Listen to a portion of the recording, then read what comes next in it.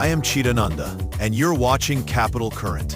What if the most powerful law enforcement agency in the country, the FBI, no longer answered to the people or even to the Constitution, but to something far more dangerous? That's not a conspiracy theory. It's a question millions are now asking after one chilling Senate hearing. Because sometimes, it's not the shouting headlines that tell the story. It's the silence in the room, and the one word that never gets spoken.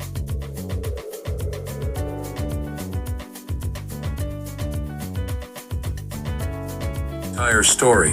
When Senator Chris Coons looked across the table and asked a simple question, "Who does the director of the FBI work for?" the room fell silent. FBI Director Chris Wray. I believe he's lived up to the Bureau's motto of serving with fidelity, bravery, and integrity. And I also think my vote for him and for many of Trump's cabinet in his first term shows I take my constitutional advice and consent role seriously and do not reflexively vote against his nominees. I look at three factors when I assess a nominee: qualifications and experience, policy views and whether they're in the best interest of the American people, and character and capacity to do the job independently where called for. My colleagues have referenced quotes from Attorney General Barr, National Security Advisor Bolton. The FBI is enormous, 38,000 agents, $9 billion budget. I am troubled by your... When Senator Chris Coons asked a simple question, "Who does the director of the FBI work for?" the room fell silent. FBI nominee Kash Patel's answer was calm, careful, and deeply revealing. He laid out a chain of command. First, the Deputy Attorney General, then the Attorney General, and ultimately, the White House. It sounded harmless, bureaucratic, but beneath the surface, it was something far more alarming, a quiet redrawing of the line between independence and obedience. And when pressed again, "So, the FBI works for the White House?" Patel insisted the Bureau was part of the Department of Justice. But when asked who they worked for, he hesitated. There in the executive branch, at the White House. It was a subtle answer, but it landed like a thunderclap. Because under oath, Patel had just mapped a chain of loyalty, one that pointed upward, not outward. Senator Coons reminded Patel that the FBI does not serve a person, it serves the people. But Patel's polished answers danced around that truth. Then came the real test. If ordered to investigate a political rival, would you? Everyone waited for a single word: no. It never came. Instead, Patel spoke about factual, articulable legal basis. Procedure, not principle. And that silence spoke volumes. Because history shows when power stops hearing the word no, it doesn't happen with a bang. It happens with a whisper. Major donor, this is someone close to the president. This is inappropriate. What would you do? Simple. I think you answered it partially in your question. The line agents, the brick agents who are trained to bring investigations on behalf of the FBI will make that decision-making process, and they will only have my full support so long as it upholds absolutely every... Patel said he would always obey the law. It sounded noble until you realize that in the wrong hands, the law itself can be bent. That's the real danger here. It's not about breaking the rules. It's about rewriting them slowly and quietly until loyalty and legality mean the same thing. No dramatic orders, no public showdowns, just silence, suggestion, and selective enforcement.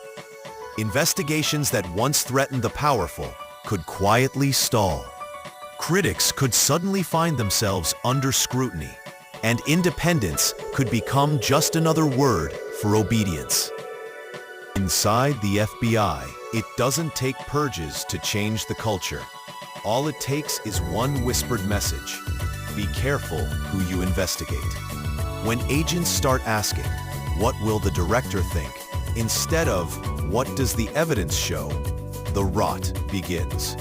And when a senator has to remind the head of the FBI that his loyalty belongs to the Constitution, not the chain of command, that's not oversight. That's a warning. This isn't about partisanship. It's about preservation. Democracies don't collapse with explosions. They fade, buried under paperwork, new interpretations, and legal language that sounds patriotic. Obeying the law becomes a shield to bend the law. Reform becomes a disguise for control. And independence becomes a slogan that masks subordination. That's why Patel's words and silences matter. Because once loyalty replaces law, it's not just the FBI that changes. It's the country itself. If confirmed, are you going to follow through on these previous statements that Director Wray needs to be prosecuted? Senator, this reminds me of the conversation you and I had, which I greatly appreciated. There is enough violent crime in this country and enough national security threats to this country that the FBI is going to be busy going forward preventing 100,000 overdoses, 100,000 rapes, and 17,000 homicides. We agree that prosecuting violent crime should be the principal focus of the FBI.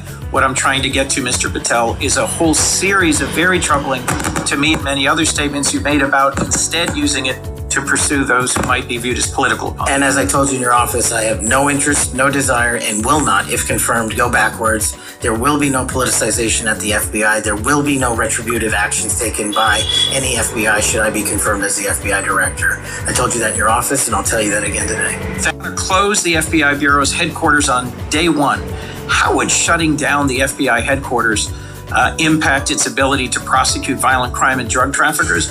How is that possibly a serious proposal? Thank you for bringing that up and allowing me to answer. It was to highlight the significantly greater point that I was actually making in that interview, which is well documented over and over again.